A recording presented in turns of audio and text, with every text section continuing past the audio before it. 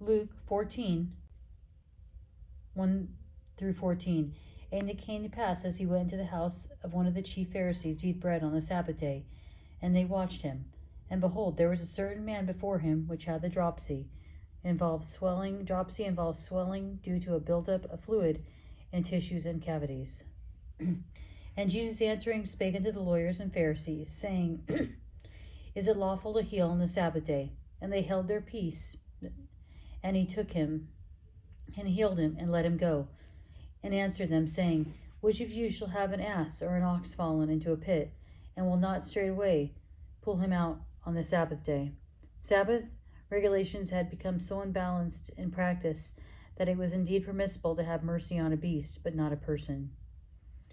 And they could not answer him again to these things. And he put forth a parable to those which were bidden, when he marked how they chose out the chief rooms, saying unto them, When thou art bidden of any man to a wedding, sit not in the highest room, lest a more honorable man than thou be bidden of him. Bidden means invited. The highest room was the place of honor at a banquet. And he that bade thee and him come and say to thee, Give this man place, and thou begin with shame to take the lowest room.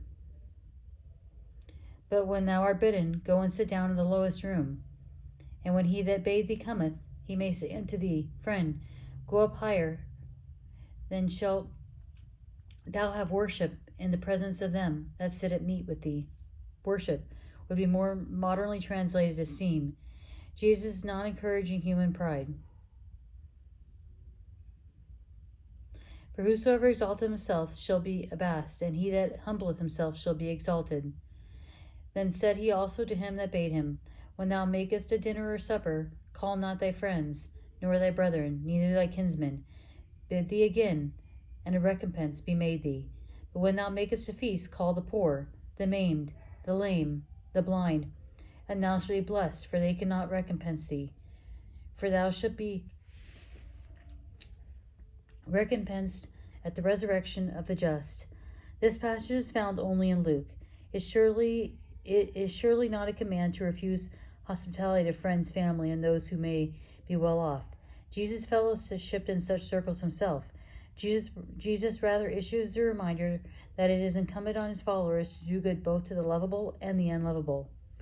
If the unevangelized and needy are to be reached, God's people must maintain ties with them, and should want to do so for the gospel's sake.